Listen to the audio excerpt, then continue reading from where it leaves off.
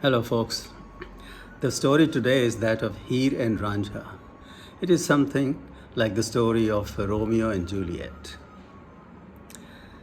It all happened towards the end of 16th century in a region which today is part of Pakistan.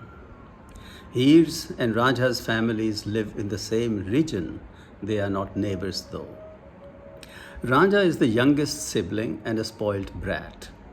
He is not interested in any kind of work. He simply wants to wander around and play on his favorite flute. His older brothers chuck him out of the house. Why the parents did not stop is a mystery.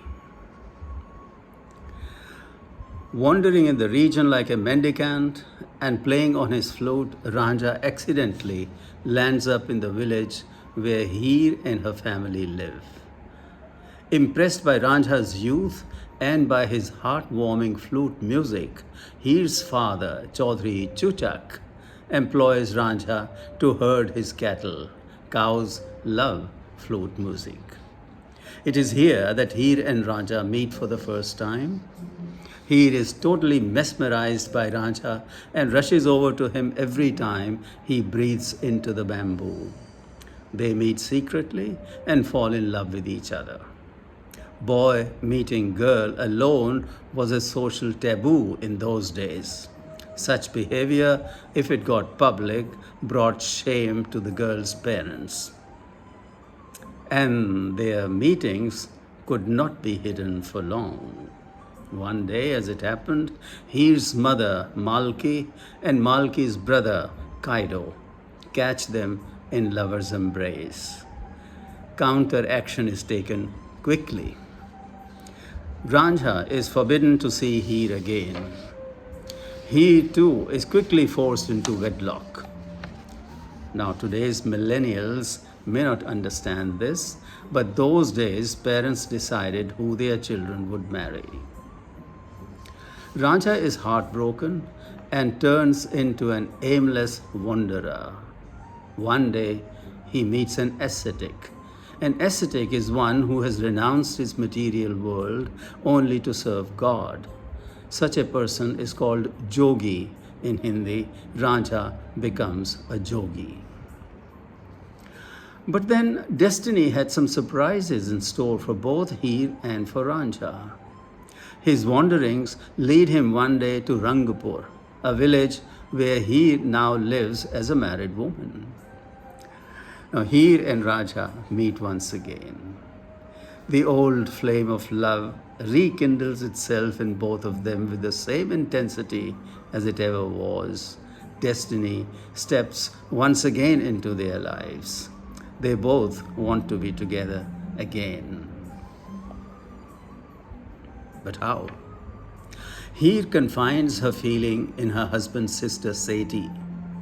Actually, Seti too has a lover named Balochi, and she too wants to spend her life together with him only. Both Heer and Seti plan it and elope together with their lovers. Folks, life those days was not easy for women who wanted to elope. They did not have the infra support. Heer and Ranjha are caught. Ranjha is beaten mercilessly. They are produced in the court of the local king. Prosecution demands death for Ranjha for abducting a married woman. Heer's uncle Kaido strongly supports the prosecution. But father is not uncle. In a heart-rending appeal, Chaudhry Chuchak openly admits and regrets his mistake in having separated Heer from Ranjha, and he pleads and prays for the two loving souls to be united together. After careful deliberation, the king ordains that Heer gets an instant divorce so that she can marry Ranjha. A king's proclamation stands over and above all social norms and their restrictions.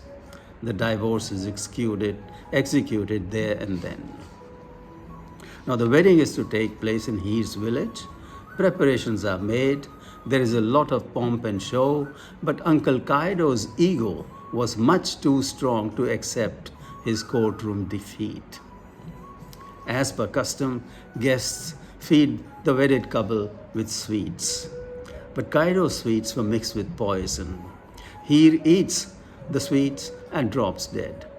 Sitting next to her, Ranjha realizes that Heer has been poisoned. Broken-hearted again, Ranjha too eats the same sweets and gives up his life by Heer's side. What a sad and a tragic end. Moral of the story: true lovers may die, but true love never dies.